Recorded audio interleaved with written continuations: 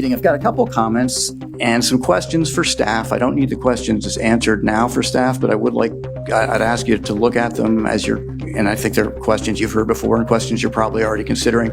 But before the governing board hears this again, I would like to have some answers for those questions as we go through the process. And as an overall observation for those out there, the unsolicited proposal process is new to us. I listened really closely to the comments, and a number of people referenced losing trust with the district over the last couple months. And that's a trust that Mr. Bartlett, this governing board, and our staff have worked really hard to cultivate over the last 6+ years. And I'm the first to acknowledge that this process has been a little bit frustrating as we're trying to figure it out. Last Thursday's meeting was the first meeting of any kind regarding discussion of Southland that has been formally noticed. We talked about it briefly, I think, in our February board meeting, but it wasn't formally noticed. I think Mr. Bartlett brought it up in his executive director's comments, and we talked about it a little bit, but I didn't want anyone to make a presentation because it hadn't been noticed, so I asked Mr. Eidson not to make his presentation there.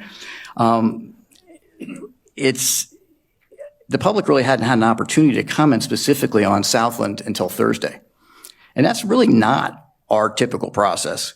And I think that's led to confusion, and I think it's led to frustration. And in the future, I want to make sure that that changes. If we're going to do another unsolicited proposal, I'd like to get my governing board colleagues' thoughts on this. But I think that we need to make sure it comes to the governing board earlier in the process so that we can ensure that there is a public discussion of it earlier in the process so that it doesn't go along for months and months without any sort of public discussion. And I'd like to discuss that further with you all during this discussion. And for those of you who think I should have weighed in with Palm Beach County, with their Board of County Commissioners, I really appreciate your view on that. I don't agree with you.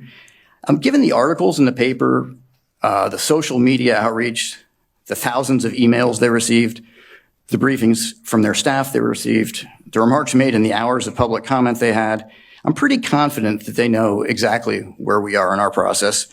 And I'm equally confident that a call from me telling them what they already knew as to where we were in our process would not have changed their mind on a unanimous vote.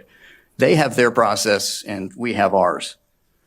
And speaking of process, the unsolicited proposal process is one, as we're figuring it out, and I was thinking of an analogy, and I'm not really great at these, but I'm going to try this one. It's a little bit like a Father's Day present. So let's say you tell your wife you want a shirt, and your wife tells your kids, hey, Dad wants a shirt for Father's Day. And so Father's Day, you unwrap your present and hey, you get a shirt, but you needed a Brooks Brothers 16 by 33 white non-iron button down, and they give you a nice Guy Harvey short sleeve extra large shirt with a hula dancer on the back.